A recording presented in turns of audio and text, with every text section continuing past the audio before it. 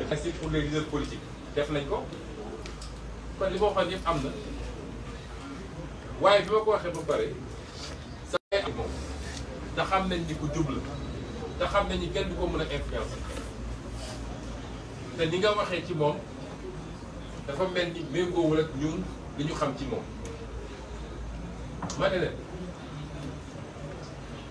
tey ñun dañoo nekk ci xeex te je suis désolé de dire waaye suñu principal adversaire ci xeex bi ci jamono yi ñu toll du Macky Sall c'est la justice du Macky Sall c'est la justice ndax bu ngeen annulé suñuy liste ci justice dafay jaare conseil constitutionnel moo annulé suñu liste ci lu dul dëgg ñëpp xam ko mu validé seen liste ci lu dul dëgg ñëpp xam ko kon justice boobu suñu adversaire politique la aujourd'hui bu buggee rendre inéligible benn opposant politique ci justice dafay jaare kaawu Khalifa Ababacar Sall ngi fi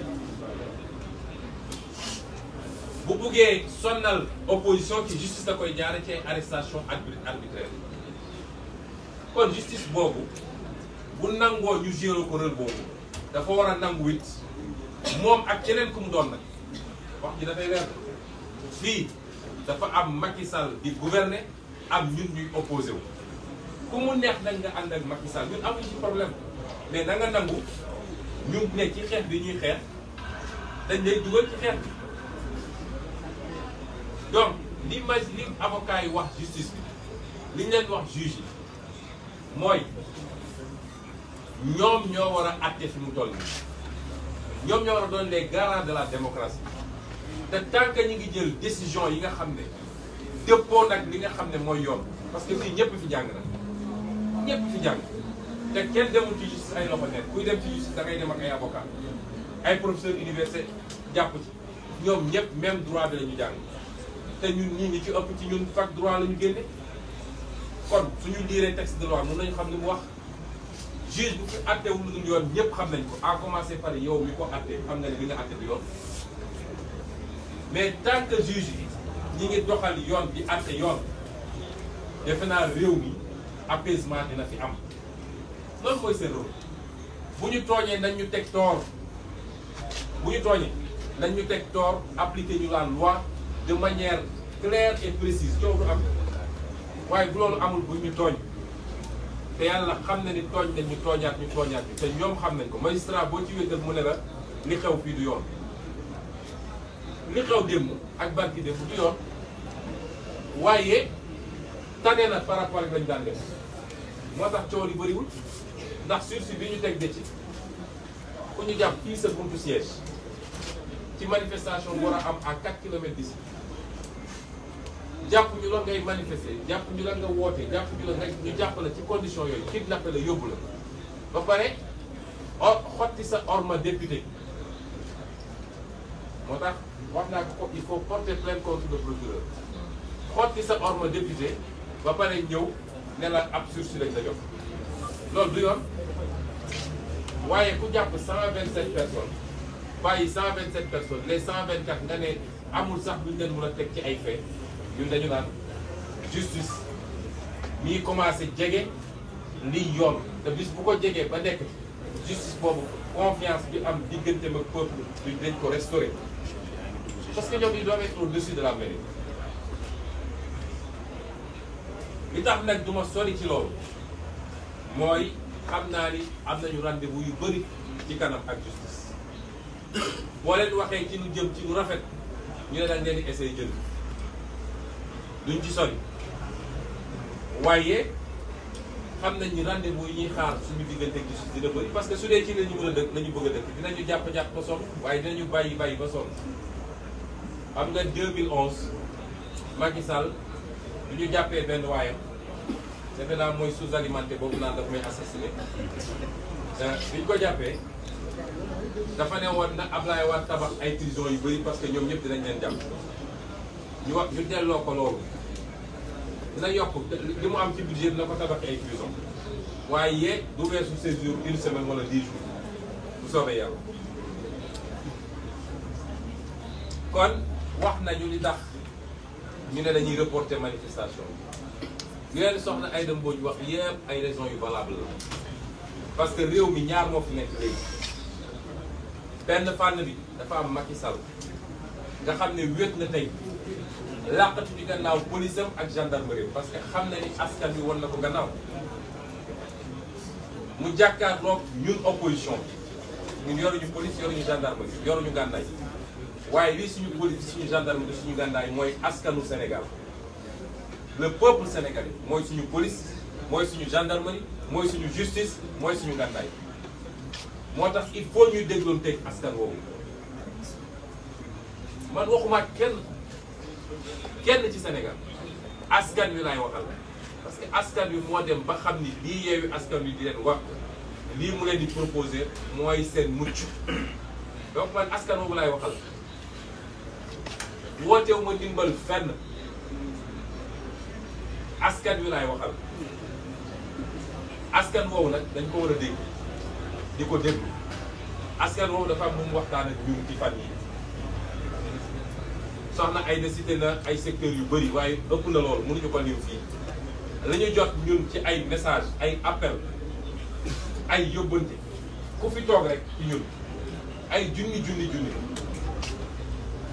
moo tax ñu ne faaw ñu dégloon teg askan woowu moo tax li mu wax yépp ci njàng bi ci aji màkk bi ci tabaski bi ci liggéey bi léegi rek am na ñoo xam ne président Khalifa Sall président Habib ak soxna Aïda Mbodj ñoo leen doon recevoir bokk na ci ñooñu ay hommes d'affaires yu mag yu mënul tudd fii waaye fii lañ leen recevoir balaa ñuy commencé réunion bi lan moo leen andi woon wax li nga xam ne mooy seen inquiétude ci situation Sénégal ñooñu ñëpp ñu ngi leen di dégg moo tax ñu ne dinañu fomm waaye man damay wax ni loolu ay raisons la mais c'est pas les raisons fondamentales dégganteeg askan wi lu am solo ndax ñun bu ñu wootee ñu génn askan wi génn kon askan woowu il faut ñu may ko nopp waaye li gën a ñor ci li tax ñu ne dañu xoolaat doxalin mooy option stratégique nag du fii laa koy développé lépp mais naa ci wax lenn parce que suñuy militant ak askanu Sénégal yu ñuy dégg gis nga situation bi ñu dund li ñu ci mënoon am yépp am nañ ko ndax Macky Sall bi muy def lii muy def nii jàppul woon ni mun na jur lii mu jur ndax yàgg na fee éliminer ay candidature dara yëngatu 2019 daf fee éliminer ay candidature teg ko ci ay parrainage ak ay inéligibilité élection législative bi mu éliminer ay candidature élection locale bi du moins ñu ñëw dugg ci élection législative mu éliminer candidature ndax moom ni muy fonctionner mooy dinaa def li may def te dara du ñëw dégg naa 2021 février 2021 bi muy yëkkati complot mu ñàkk fayda boobu bi ko gars yi waxee daf leen ne nañ def li ñuy def te dara du yëngu waaye bi la bali safee daf leen ne tout est mystique dans cette affaire mystique bu jógee fan xam nga ñoom loolu la ñu gëm moo tax foog nañ ni lépp mystique la noonu la ko doxalee ci liste yi dafa gëmoon ni dina éliminer suñuy liste dara du yëngu waaye defe naa tey jii la Macky Sall di gëj a éliminer liste ci Sénégal parce que élection législative ñun suñuy liste suñu ma dalal xelu Sénégal yi suñu liste yëpp ñu ngi en compétition am nañu liste nationale moom ay nit la ciblé mais am nañu une liste nationale mooy la liste des suppléants day dem élection am nañu liste départementale sur les 54 départements 54 départements donc ñun suñu lépp ba mat bi mu toll nii lay woon problème am mooy Ousmane Sonko warul dem Déthié Fall warul dem Habib Sy warul dem Khalifa Sall warul dem Aïda Mbodj warul dem nu mu tudd Cheikh Youm warul dem nu mu tudd ma Bousso même la Bousso warul dem moom loolu moo ne woon jitteem te loolu dina xam ne nag loolu du ci wàññi naan fataay boo moytu sax day gën a tànn te gàcce gi ci lay gën a rëy dinaa ci ñëw kon ñu jàpp ni suñuy liste c'est intact waaye tey lay gëj a éliminer candidature Sénégal moo taxoon il fallait ñu jàmmaarlu ak moom wan ko ni mënul yombee noonu parce que lii problème mu Sénégal saa yu Macky defee nit ñi ne waaw teggi leen seen tànk bàyyi leen noonu ñu bàyyi foog ni foofu lay yem mu tegaat ci leneen parce que fu mu làmb mu nooy rek day continuer ñi xamul li tax ñi tax ñu doon xeex moo wax leen loolu Macky Sall su làmbee mu nooy ñu ne ñëpp woote nañu ñëpp ñaan nañu bàyyi nga xamal ni ma nga ci prochaine étape kon wan nañ ko ni moomul nit ñi te affaire bi mënul yombee noonu waaye li ëpp solo li ma wax léegi li ñu waroon am ci situation bi am nañ ko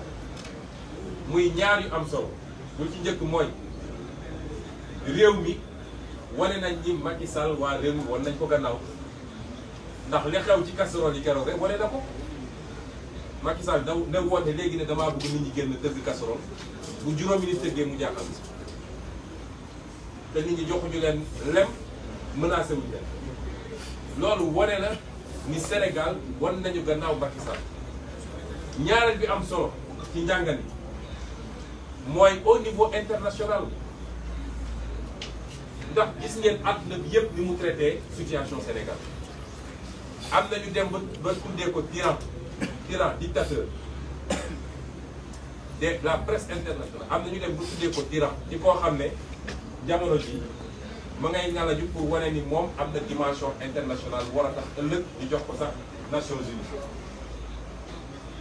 déconstruction boobu ak yi la bu rëy ci ñun parce que jusqu'à présent daf ñoo yàgg a féewale sur l'international c'est des terroristes c'est des gens qui respectent pas les institutions c'est des rebelles dem jaay ko Union européenne France jàppale ko ci dem jaay ko ñeneen ak ñeneen waaye tey àdduna bi yëpp xam nañ di xew Sénégal kon ñun li waroon tiire ci profit situation bi am nañ ko ba pare xam ngeen li ci des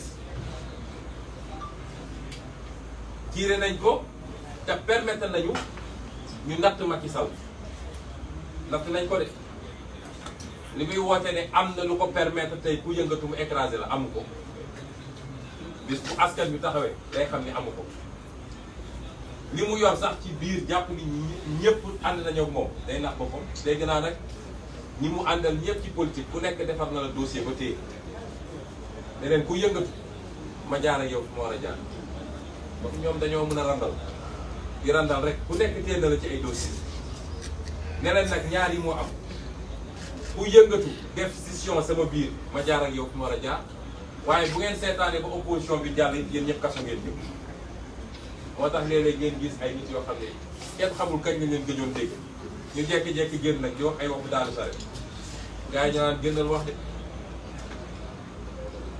mais li am solo mooy natt nañ ko ci dispositif de répression natt nañ ko ci fan la mën a yem ak appareil judiciaire ñu wax sénégalais yi nag nii fa ñu toll nii la ca des mooy am na laaj bu am solo moo xam ne ñun ñëpp dañ cee war a toog ndax dañuy dem élection am déet Macky Sall li muy def nii bokk na ci liñ ci mën a jàngat mooy bëggul élection am Sénégal waaye bëggul ñu ne li tax élection bi amul ci moom la jóge waaye du jógee ci ñun de le 31 juillet élection day am te bu soobee yàlla le 31 juillet Macky Sall perte assemblée nationale le 31 juillet élection dina am Sénégal incha allah te 31 juillet Macky Sall perte assemblée moo tax comme li ñu waroon am yëpp am nañ ko dañuy déggal élection bi nañ koy déglu nag mooy dañoo woo Sénégalais yi ñu sanctionné Macky Sall won ko ni du moom mooy tànn kan mooy candidat pour candidat kan mooy dem élection kan moo dul dem élection il faut que Macky Sall Sénégalais yi waxuma mu perte assemblée ci ay ñun ñu am ay 52% moom mu am ay déedéet il faut mu doon défaite bu spectaculaire te xam naa ne Sénégalais yi toll nañ foofu ñaareel bi mooy Sénégal est-ce que bëgg nañu coowal 3e mandat jeex Sénégal te bal du tàkk gaañu du ci am bakkan du ci rot est-ce que Sénégalais yi bëgg nañ loolu parce que ñëpp a jaaxle tey ci lan mooy xew fii ak septembre 2024 moo wax Sénégalais yi nag ni am ngeen occasion ñu dakkal loolu te bal du ci tàkk xam ngeen fu muy jaare mooy le 31 juillet le 31 juillet ngeen génn voter massivement contre Macky Sall ndax bu ñàkkee assemblée nationale bi dootul wax ci Sénégal boo ma sax dina takk ay bagages am balaa mandat bi jeex dem. ñi leen di wax ni opposition bu jëlee assemblée nationale réew mi day bloqué ak nangam nag foofu ñu dëgg barki Dembo Ndiaye France opposition bi jël na assemblée nationale.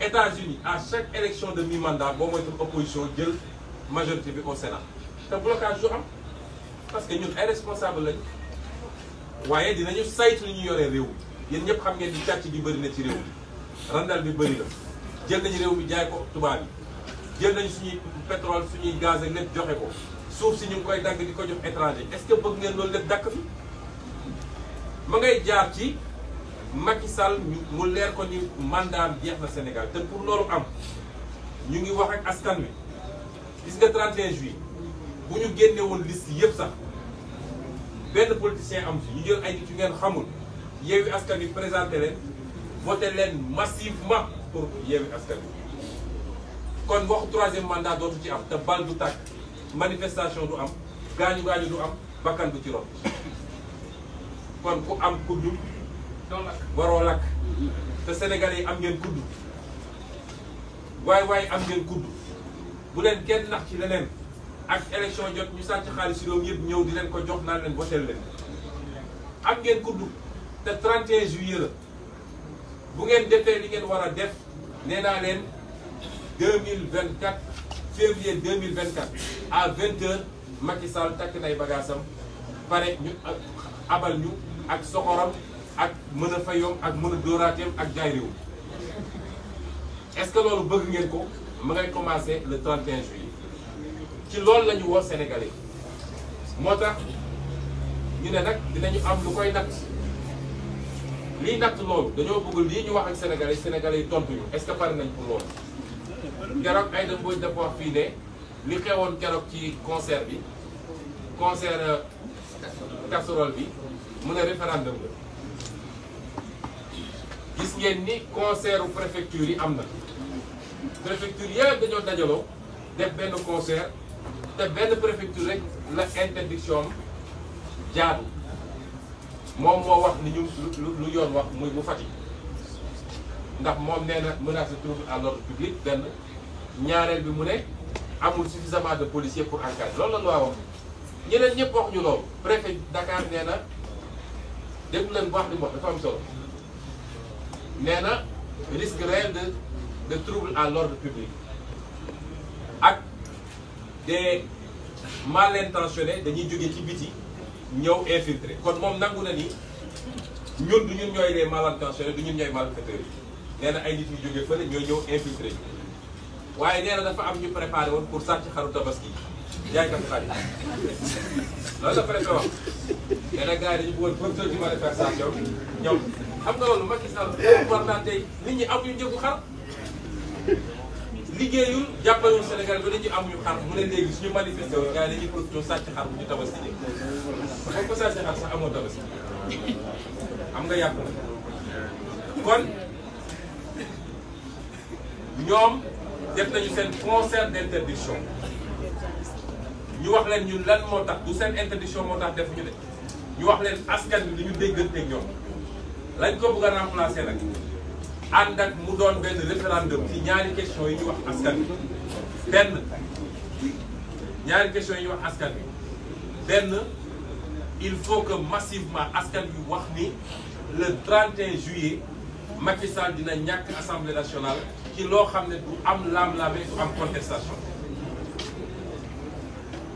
loolu dafa am solo ñaareel bi mooy ñu war Macky Sall ni moomoo réew yow yaay tànn ku la neex yaay tëj ku la neex yaay dàq ku la neex yaay jaay suñu alalu réew ñaari question la référendum tontu bi ñu bëgg nag askan wi tontuñu ko mooy concert de casserole bi ñu leen di woo ëllëg jeudi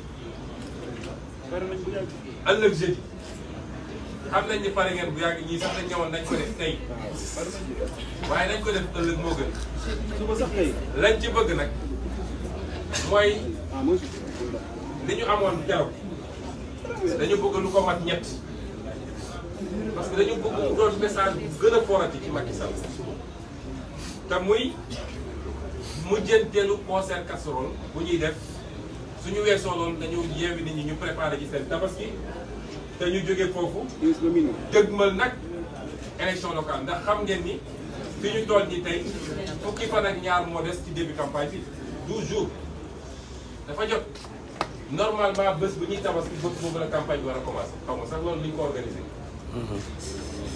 kon suñu paree loolu na ñëpp dem préparer seen tabaski te yàlla may leen xar ak lu ñu xottee ak yeneen ak yeneen waaye nañu préparer campagne bi kon gën ëllëg 20h jeudi suba 30 juin à 20h dañu bëgg ku nekk workshop sax na nga dégg casserole yi ak cornet parce que loolu ëpp sax solo li doon bëgg a def muy manifestation yi waaye ma daanele nag nii Macky Sall léegi li mu bëgg liy mbëbëtam ñëpp xam nañ ko ci Sénégal mooy 3e mandat te jàpp na ni pour mu am ko il faut mu xeex ak ñun lu mu gën a gaawee du Macky Sall moo ñuy tànnal xeex bi dina am de ma wax leen ko yéen ñëpp nag jeunes yi jigéen ñi mag ñi ndaw ñi xeex bi dina am waaye ñooy tànn kañ la xeex bi dina am de ñaanuñu mu am nag te bu Sénégalais yi defee li ñu war a def le 31 juillet xeex dootu fi am waaye moom dafa bëgg ñu déclencher xeex bi tout de suite parce que nu ñuy gën a jegee 2024 mbir mi di gën a bon ci moom moo tax muy def provocation yëpp bu dee nag def na lu war a déclencher xeex bi suba na ñëpp préparé ñu xeex ko parce que mbébétam yëpp mooy nu muy def ba teg loxo ci leader yi nu muy def ci loxo fexe ba teg loxo ci leader yi am lu mu leen takkal pour préparer inéligibilité pour 2024 loolu rek mooy yitteem ay dossier rébellion fii ay dossier appel à insurrection commando spécial juróomi nit ñu ne ay cocktail molotov lañ doon def ñu ne ñoo waroon a taal réew mi tappale yooyu mu def ko ak procureur am boo xam ne safadi boo xam man keroog ma duggee ci tribunal dama rus quoi di interroger na yow sax di tax nga sol trait yow ngente nga doon dem ngente kan mooy dem ngente ak trait safadi benn peeru safadi boo xam ne kenn mus ko ñu ne kooku mooy procureur Sénégal waaye ñu ngi leen di xaar fii kon c'est pas parce que ñu ngi naan concert casserole que bàyyi nañu leen méthode de lutte bu nekk ak fi ñu koy utiliser waaye nañu dànk fanaanal rek parce que natt nañ ko xam nañ fi mu toll lii lañu bëggoon wax ci lu gàtt di leen gërëm di leen sant waaye dinaa ko tënk ci nasaraan parce que presse internationale daf fee nekk ci lu gàtt rek d'abord saluer tous ceux qui nous suivent nos compatriotes africains parce que nous croyons à l'Afrique c'est pas de la propagande politique tous les continents sont en train de s'organiser. Pourquoi les Européens, bien que développés, ont éprouvé le besoin de se réunir en Union européenne? Pourquoi les États-Unis d'Amérique? Vous savez que les États-Unis d'Amérique, ce n'était pas un seul pays. Ce n'était pas un seul pays. Jusqu'à dernièrement, jusqu'après la Deuxième Guerre mondiale, ils ont continué à rattacher des États aux États-Unis d'Amérique. Je crois que le dernier en date, si je ne m'abuse, c'est Hawaï ou je ne sais pas quel autre État.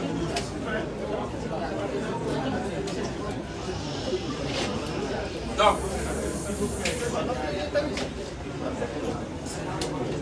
nous, Africains, nous devons comprendre que notre destin est lié et que les gens ont suffisamment travaillé à nous diviser et nos chefs d'État actuels ont accepté de jouer ce jeu-là, soit pour servir la France, ou pour servir d'autres intérêts, et pour servir de propres intérêts de famille. Et il est plus que temps que cela s'arrête. Je commencerai par présenter nos condoléances, parce que vous savez qu'hier, une pirogue a encore chaviré au large de Cap-Vert. Il y avait 100 jeunes Sénégalais, dont les 14 ont péri.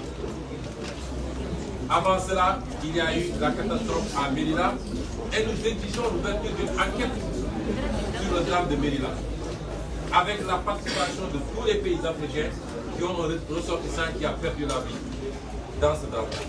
Et nous présentons nos condoléances également aux familles. Mais ceci traduit l'échec de nos pays, de nos dirigeants. Pendant que Macky Sall est en train de s'afficher au G7, où il est le clown de service, parce qu'on l'invite, le Sénégal est parmi les pays, les 25 pays les plus pauvres au monde. L'Afrique ne fait pas 5% de l'économie mondiale, on les invite au G7 pour colorier un peu.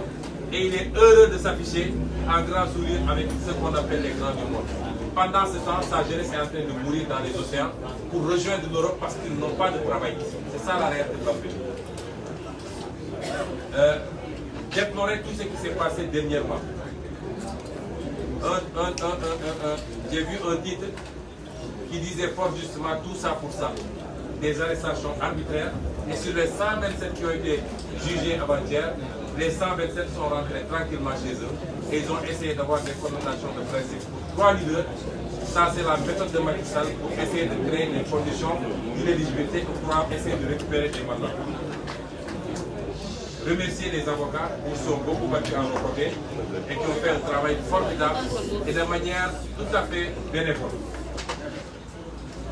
Lancer un message aux magistrats du Sénégal. Vous devez rester digne et fier de ce que vous êtes. Ce n'est pas Macky Sall qui a fait de vous des magistrats. Quand vous commenciez l'école, Macky Sall n'était pas là. Il n'y avait que vos parents et Dieu. Quand vous gravissiez progressivement les échelons pour être ce que vous êtes aujourd'hui, Macky Sall n'était pas là. Votre destin n'est pas entre les mains de Macky Sall.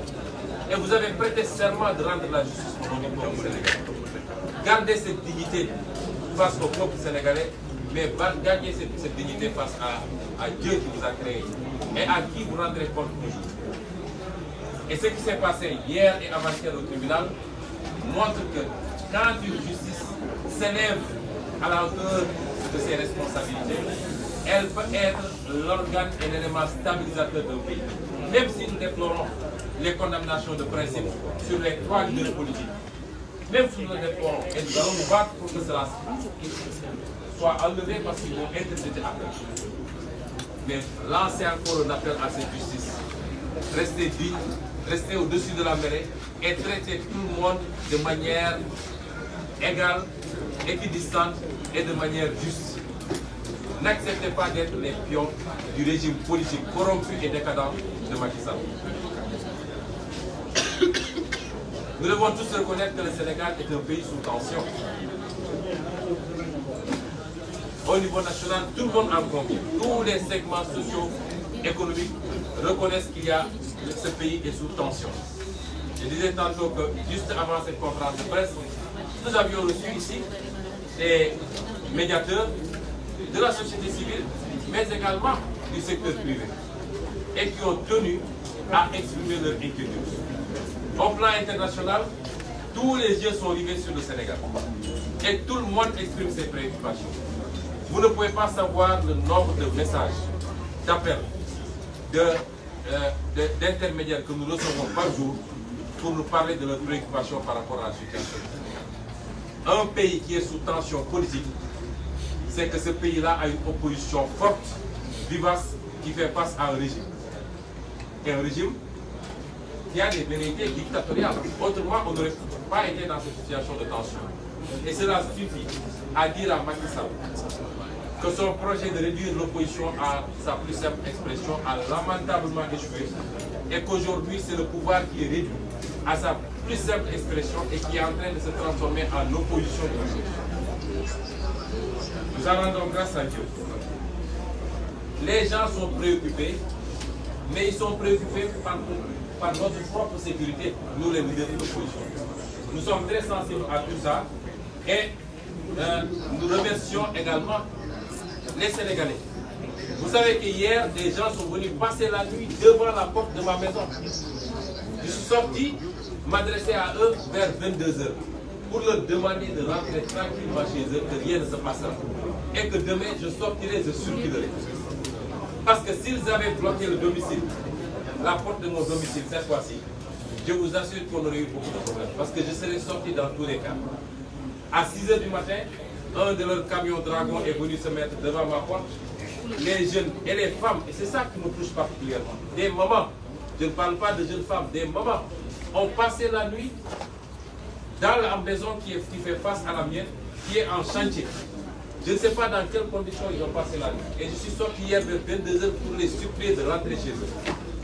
C'est vous dire combien les Sénégalais, d'ici et de la diaspora, combien les Africains sont préoccupés par notre propre sécurité. On les rassure, rien ne se passera parce que Macky Sall n'est pas...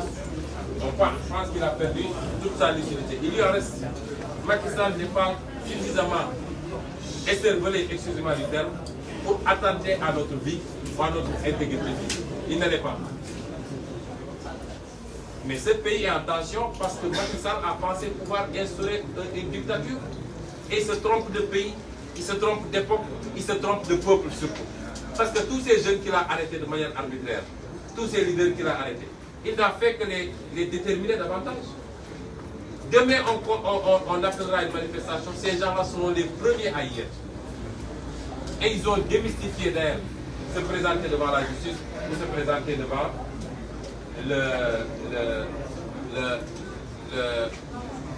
devant la justice ou à aller passer quelques jours à Sébikotane ou à Rebeuss. Mais Mme Aïda Mbodj a rappelé en langue wolof, et je vais le résumer en langue française, les raisons qui ont fondé notre décision de surseoir à la manifestation d'aujourd'hui. Ce n'est pas les interdictions des préfets, parce qu'il y avait des informations sur au moins une dizaine de départements. Et de manière unanime, tous les préfets ont formulé des interdictions en violation de la loi. Il n'y a que le préfet de Fatick qui a donné les deux arguments cumulatifs prévus par la loi, c'est-à-dire menace de trouble à l'ordre public et insuffisance du dispositif policier pour encadrer la manifestation. Encore qu'il y a toujours suffisamment de policiers pour essayer de réprimer les manifestations de l'autre côté. Ce n'est pas ça qui nous a empêchés, qui nous empêche d'aller. C'est après avoir mûrement écouté le peuple. Parce qu'aujourd'hui, il y a inversion des rapports de force. Macky Sall est un homme esselé qui se cache derrière sa police et sa gendarmerie, il ne lui reste que la police et la gendarmerie. Politiquement, il sait qu'il est esselé. Et sa seule force aujourd'hui, c'est la police et la gendarmerie, et manipuler les chancelleries internationales pour leur faire croire qu'il a une opposition irresponsable, une opposition de terroristes, d'insurrectionnels, etc. Mais nous, opposition, c'est quoi notre force? C'est le peuple sénégalais qui est avec nous. Et qu'il a démontré l'autre jour avec le concert de casseroles. Macky Sall n'a qu'à appeler demain à un concert de casseroles, il n'aura pas 10 personnes pour taper sur ces casseroles. Même s'il payait de l'argent, il n'aurait pas ça. Donc le rapport au peuple, c'est totalement inversé. Et notre principale force, c'est le peuple sénégalais. Et nous sommes obligés d'écouter ce peuple sénégalais. Et ce peuple-là, dans sa majorité, a exprimé un souhait. C'est de nous demander de surseoir pour les raisons qu'on va évoquer. On est dans la phase des examens scolaires. Aujourd'hui, beaucoup d'écoles ont fermé, d'autres ont décidé d'arrêter à midi. On est dans la phase des examens scolaires et c'est nos enfants qui vont faire ces examens. Deuxièmement, on est dans la période de la préparation de la fête de la Tabaski et tout le monde sait ce que ça représente au Sénégal. Et les Sénégalais sont extrêmement préoccupés parce que Macky les a mis dans une situation de paupérisation et de précarité telle que la majorité des Sénégalais se demandent où est-ce qu'ils vont trouver 65 000 ou 80 000 pour acheter un mouton. Est-ce qu'ils vont trouver les moyens de se payer des habits neufs? Parce que c'est cela la fête de la Tabaski. Et ils nous ont demandé, ils nous ont même supplié 150 000 un mouton. Ils nous ont supplié de surseoir. Ensuite, les secteurs socio-professionnels, les tailleurs, les vendeurs de moutons, tout le monde nous a supplié. Et le préfet de Dakar, le ridicule ne tuant pas dans ce pays, nous a dit que s'il autorise la manifestation, des Sénégalais vont se faufiler dans les foules pour voler des moutons au niveau des forêts. Et ça, c'est illustratif de l'échec de Macky Sall. Les Sénégalais n'ont même pas de quoi acheter un mouton. Ils sont obligés d'aller se faufiler pour essayer d'acheter, de voler des moutons. On en est là dans ce pays. Ensuite, l'intervention des milieux d'affaires. l'intervention même de la communauté dite internationale, que j'interpelle au passage. Moi, j'ai toujours dit que je ne crois pas à la communauté internationale, qui a toujours été du côté du pouvoir, tant que le pouvoir fait ce qu'elle veut. Ce qui m'intéresse dans cette communauté internationale, c'est l'Afrique et les Africains. Et je leur rends un hommage, je rends hommage à tous ces Africains, les artistes, les intellectuels, tous ces gens qu'on ne connaît pas, que je n'ai jamais vus. Peut-être que pour les artistes, on connaît leur production. Et qui ont fait des déclarations extrêmement importantes parce qu'ils comprennent ce qui est en train de se jouer au Sénégal entre un valet des intérêts étrangers et des patriotes, des panafricanistes qui veulent gagner le pari de la souveraineté, de la reprise en main de notre destin national et de notre destin continental. Nous les remercions. Tout ça, c'est des arguments que nous tenons en compte. Mais les arguments les plus importants, c'est nos propres options stratégiques. Tout ce qu'on devait tirer de cette situation en termes de guerre, nous l'avons tiré. Je n'en veux pour preuve 2 ou 3 éléments. J'ai tantôt parlé de tous ceux qui sont exprimés au niveau international. Des hommes politiques étrangers, des artistes, tout le monde s'est prononcé. Et ça, c'est important. Parce que Macky préfère son image internationale à son image au niveau national. Ce n'est pas son problème, Macky, les Sénégalais. Pour lui, les Sénégalais, vous pouvez marcher dessus, vous pouvez écraser, vous pouvez appliquer, ce n'est pas important. Qu'ils vivent ou qu'ils meurent de famine, ce n'est pas important. Que des jeunes continuent à périr dans l'océan parce qu'ils veulent aller chercher du travail là, parce là où ils peuvent en trouver, parce qu'il n'y en a pas au Sénégal. Ce n'est pas le problème de Macky. Mais Macky, son problème, c'est quel regard les Occidentaux lui portent. Quel regard la communauté internationale lui porte. Et aujourd'hui, ce qui s'est passé depuis quelques jours a fini de démontrer à cette communauté internationale que Macky est un apprenti dictateur. J'ai vu même dans la presse internationale certains titrés Macky un tyran. Et ça lui fait très mal, hein, rassurez-vous. Vous voyez ces sourires timides là, là où il est comme un petit clown qui habite la galerie au niveau du G7. Ça lui fait très mal qu'on ait déconstruit cette image internationale. Et nous remercions tous ceux qui se sont prononcés. Regardez la chronique des universitaires sénégalais qui n'ont pas pris contact avec nous. On les connaît ni dedans ni dehors. Regardez ce pamphlet-là sur le recul démocratique au Sénégal. Regardez tous ces intellectuels totalement indépendants, n'appartenant à aucune chapelle politique qui sont prononcés. Ça, c'est un gain extraordinaire. Parce qu'ils ne pensaient pas que le simple fait d'instrumentaliser le Conseil constitutionnel contre nos listes pouvait aboutir à cette situation. Parce qu'il avait écarté des candidats à la présidentielle, Khalifa Sall en fait partie, il avait écarté des candidats aux élections locales, et il pensait qu'il pouvait continuer à le faire sans que les gens ne réagissent. Et cela est un gain extraordinaire. L'autre élément, c'est qu'au niveau interne, et évidemment suivi même au plan international, c'est que nous avons démontré que le peuple sénégalais a tourné le dos à Macky Sall. Et l'illustration la plus parfaite, c'est le concert de casseroles et de klaxons. Donc nous n'avons plus rien à gagner à continuer dans cette stratégie. Qu'est-ce qu'il reste à faire?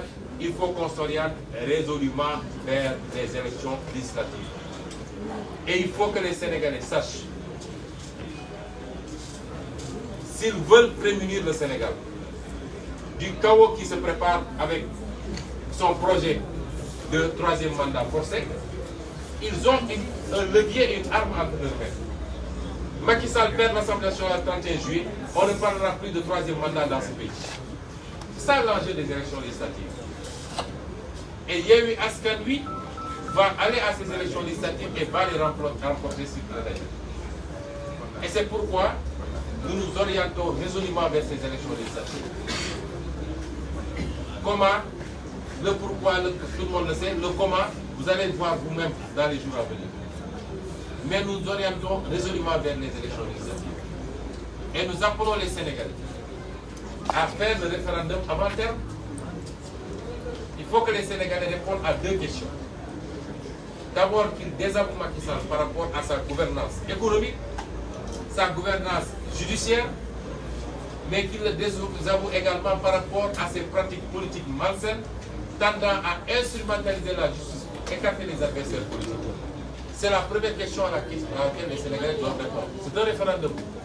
Et la deuxième question, c'est que les Sénégalais disent oui à Yewwi Askan Wi, que le 31 juillet, Macky Sall va perdre l'Assemblée nationale. Et le moyen d'expression pour ce référendum, ce n'est pas d'aller voter. C'est le concert de casseroles et de klaxons auquel nous convions tous les Sénégalais. Demain, à partir de 20h. Et cette fois-ci, pas pour 10 minutes, pour 30 minutes. Moi, je suis concert ou casserole, tëgg casserole, cin yeeg ndam yi ak klaxon yi mbib bi ci oto yi bii baa yokk leen ci vuvuzela keroog newoon nañ dañuy def vuvuzela gisuñu ci ñett yooyu yëpp bii baa dañu ne bugguñu ko bële baa dañu ne woon fukki simili bii baa nee nañ leen fanweeri simili 30 minutes lañ ko bëgg ba nga xam ne bu tollu Nouakchott sax da ngay dégg muy riir. Je disais que pour cette fois-ci, ce ne sera pas pour 10 minutes, c'est pour 30 minutes. Et nous appelons les Sénégalais parce que c'est important. Nous voulons que ce soit le triple de ce qui a été fait la dernière fois. Tout le monde a vu ce qui s'était passé de l'histoire de l'humanité. Je ne dis pas du Sénégal. On nous a dit que les concerts de casserole, on les avait connus en Iran, on les avait connus au Chili, etc. Mais ça n'a jamais atteint cette ampleur-là dans le monde. Mais nous voulons que vous tripliez pendant 30 minutes. Macky Sall, la dernière fois, s'était barricadé à Mermoz. Il a même peur des casseroles. Il a sorti des chars de combat contre les casseroles. Cette fois-ci, nous voulons que même sa maison à Mermoz tremble tellement le bruit sera fort. Si vous le faites demain, nous aurons la satisfaction et la certitude que le 31 juillet, on ne parlera plus de troisième mandat au Sénégal parce que Macky aura perdu l'Assemblée nationale. C'est ça le message que nous voulons. Et c'est ça les directives que nous donnons aux militants, parce que nous pouvons le faire pour les militants, mais c'est l'appel que nous faisons aux sympathisants et à tous les Sénégalais. Je veux dire également que ce n'est pas parce que nous avons opté pour ce moyen que nous avons abandonné tous les autres moyens.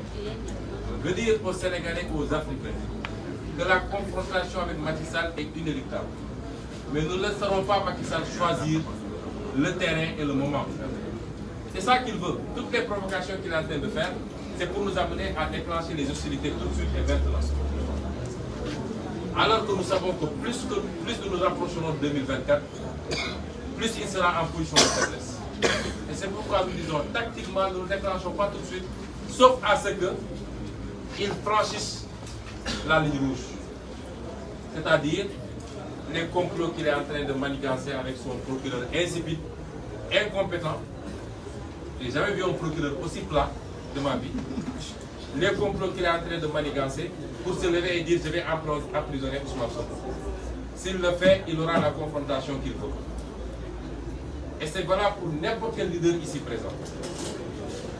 Mais en dehors de ces cas-là, nous avons la possibilité de le battre sur notre terrain et nous appelons tous les Sénégalais à s'organiser et à s'orienter vers cela. Je ne pourrais terminer sans réitérer notre soutien absolu aux prisonniers politiques qui restent dans les géoles de Macky, c'est-à-dire Cheikh Abdou Bara Dolly. Nous avons entendu des gens dire que nous ne sommes pas solidarisés. Nous sommes largement solidarisés. Parce que ce qu'on a fait pour nos détenus politiques, c'est ce qu'on a fait pour lui. Quand il y a ces situations, la première chose qu'on fait, c'est de commettre des avocats. C'est de commettre des avocats, c'est une bataille politique.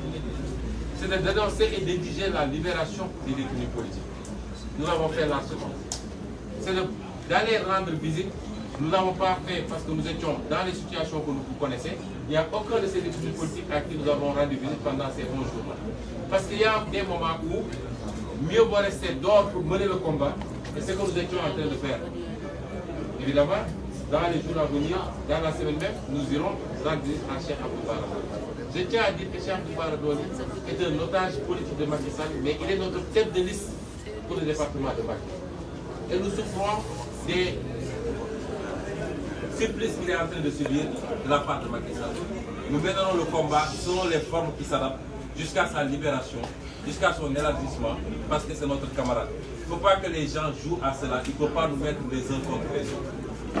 Maodo daaneel ci wax ni ñu ngi conférence des leaders bi yëpp nag ñu ngi apporter suñu soutien à Cheikh Abdou Bara Dolly di wax ni prisonnier politique Macky Sall la ni ko ñuy nekkee te lépp lu xeex bi laaj dinañ ko def ay nit a ngi essayé féewu leen ne ñun dañoo seetaan Cheikh Bara Dolly déedéet fii kuñ fu mu sa jàpp ci ñun li ñu njëkk a def mooy jël nañ la ay avocat parce que xeexu juriste la d'abord ñaareel bi la ñu war a def ci police def nañ ko ñetteel bi def nañ suñuy déclaration fi ñu ko war a defee dem seeteeg ñàkk a seet yi dafa fekk ñu nekkoon ci ay xat-xat ñun suñu bopp ci ay xeex yoo xam ne ñu ngi koy xeex te dinañ ko seeti ut nañ ñun ñëpp autorisation bu soobee yàlla dañ ko seeti waaye may fàttali ni Cheikh Abdou Bara Dolly otage politique Macky Sall que mooy suñu tête de liste ci département de Mbacké kooku ñun mënuñu ko seetaan mënuñu nag à chaque fois bu ñu nee jàpp nañu nit ñu ne nit ñi génn nañ ñu taal réew mi loolu tam bu ñu ko demandé cas bu nekk dafa am lu ñu koy xeexee te lañ ci war a def yëpp ñu ngi koy def waaye amul ku gën a naqarlu lii daal Cheikh Abdou Bara Dolly ñun te Macky Sall teg ko loolu la ñu bëggoon daane ñu ngi gërëm ñëpp di sant ñëpp di jox rendez-vous ëllëg Macky Sall lañ ko jox d'ailleurs à 20h lu ñu déggoon semaine passée nañ ko ful ba mu mat ñett ci lu ëpp loolu la leen bu baax di leen gërëm di leen sant dinaa jox nag ngeen may dinaa jox Ahmed Aïdara mu nuyoo ngeen rek ndax moom it ci otage politique la bokkoon waaye def naa li mu waroon wax na ko démb bu conférence de presse naa ko démb waaye mun nga nuyoo gaay rek ndax xawoon naa ci tuuti moom it ak gaay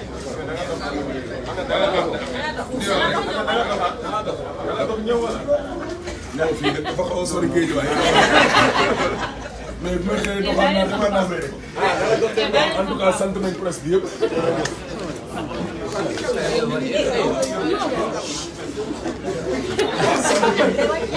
sant tamit suñuy avocat bu baax a baax a baax a baax suñuy avocat sant nañ leen gërëm tam la conférence des leaders yi toog président bi nekk nii di Khalifa Ababacar Sall masawu tamit sama frère le grand joueur Déthié Ndege football rek lay def